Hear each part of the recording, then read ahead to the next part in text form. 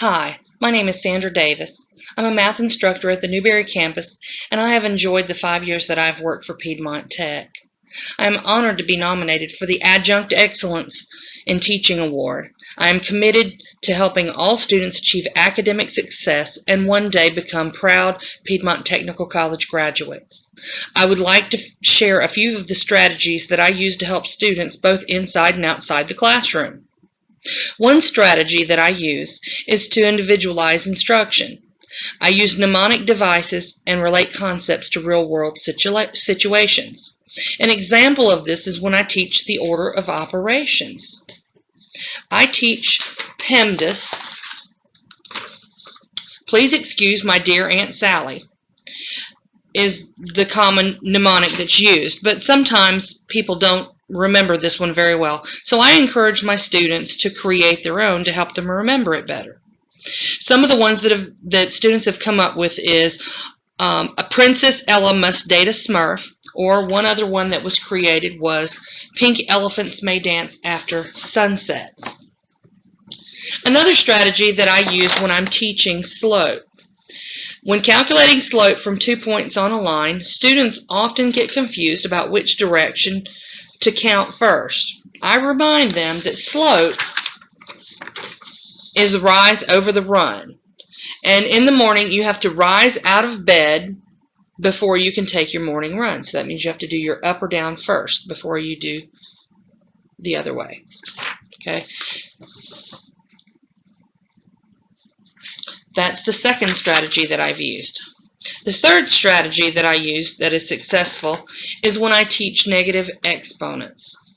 I relate negative exponents to the captain of a ship. Now, any base, number or letter, here, any base that has a negative exponent is going to represent the captain. Now, the captain and the crew, if they're out in a ship, it's basic etiquette, if you'll say, that when they're out the ship, if they have some kind of mishap, the first priority is to get the passengers into the lifeboat. And if necessary, and there's no room left in the lifeboats, then the captain is expected to go down with the ship. So when we have this negative exponent over here, this is the captain, and it has to go down with the ship. As you'll notice that it came down here. These two up top were the passengers. They had positive exponents, and they stayed up top. But this one here had a negative exponent. This was the captain, and he went down with the ship, which took away the negative exponent. This helps them. They seem to remember the captain going down with the ship. It's a little phrase that I use, and it seems to help them remember it a little bit better. And that was the third strategy that I use. Okay, the fourth strategy that I use is when I teach unions and intersections. Most students are familiar with the Brady Bunch or with blended families. Now, I explained that when Mike and Carol, the Bradys, when they got married, Mike had 3 boys, Greg, Peter, and Bobby, and Carol had Marcia, Jan, and Cindy. This could equally be mom and dad or anybody, but most people remember the Bradys. Now, when they got married, the union of marriage made them all a family. The union of marriage, oh, here it is over here. The union of marriage made them all a family, so that makes all of them. Okay, now we had to modernize our Bradys a little bit because the Bradys did not have any more children together. However, in the modern family, we have, after they got married, they had Linus and Lucy. And that was the 2 children they had together. So that would be the intersection, or the children that they had together or in common. And that's a good way to relate it to something that they know something about, help them remember these little things to make it stick in their brain or in their mind. That's another strategy that I use. The fifth strategy, and the final one that I'll talk about today, is when I teach subtraction of integers. A lot of students are like, well, there's rules for this, and there's rules for that, and there's rules for the other. So how do I know when I'm doing what? All of these signs up here, and I don't know what I'm going to do.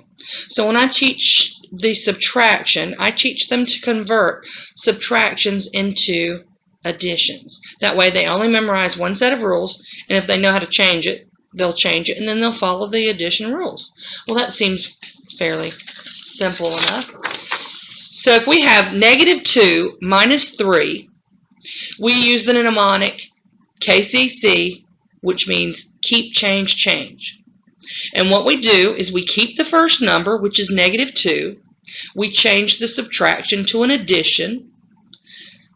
And then we change the sign of the last number, so the 3 becomes a negative 3. So now we have negative 2 plus negative 3 equals negative 5. We followed the rules of addition, which meant when we're adding and we have the same signs, we put them together. So negative 2 plus negative 3 equals negative 5. Now those are just a few of the many strategies that I use in my classroom to help my students and to help the students that I tutor. Not only do these strategies engage students and help them with content mastery, but most importantly, learning is authentic and applicable to the real world. In the 3 years that I've used these strategies, I've seen at least 80% successful passage rate. I hope to continue to promote excellence in teaching and learning to ensure that each student and employee has the opportunity to attain his or her full potential. Thank you so much. Have a good day.